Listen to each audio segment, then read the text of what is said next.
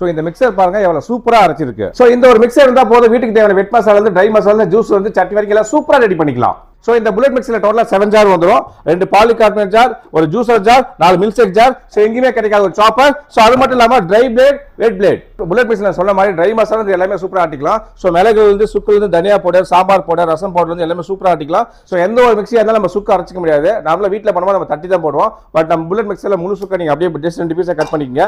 as usual நம்ம சொன்ன மாதிரி இந்த ட்ரை பிளேட் யூஸ் பண்ணிக்கலாம். ரொம்ப சூப்பரா நைஸா பவுடர் பண்ணி கொடுத்துரும். அப்படியே வச்சிட்டு பாத்தீங்கன்னா ஜஸ்ட் பாத்தா நல்லா சூப்பரா உங்களுக்கு நல்லா ஃபைன் பவுடரா எடுத்துக்கலாம் நீங்க. So இந்த சாப்பர்ல ஆல் வெஜிடபிள் சைஸ் பண்ணிக்கலாம். சோ ஃபார் எக்ஸாம்பிள் ஜஸ்ட் உருளைக்கிழங்கு போடுறேன். அப்படியே ஒரு முழு உருளைக்கிழங்கு உள்ள வச்சு ஜஸ்ட் அப்படியே லைட்டா பிரஸ் பண்ணிக்கலாம். எவ்வளவு சூப்பரா வந்திருக்கு பாருங்க உருளைக்கிழங்கு.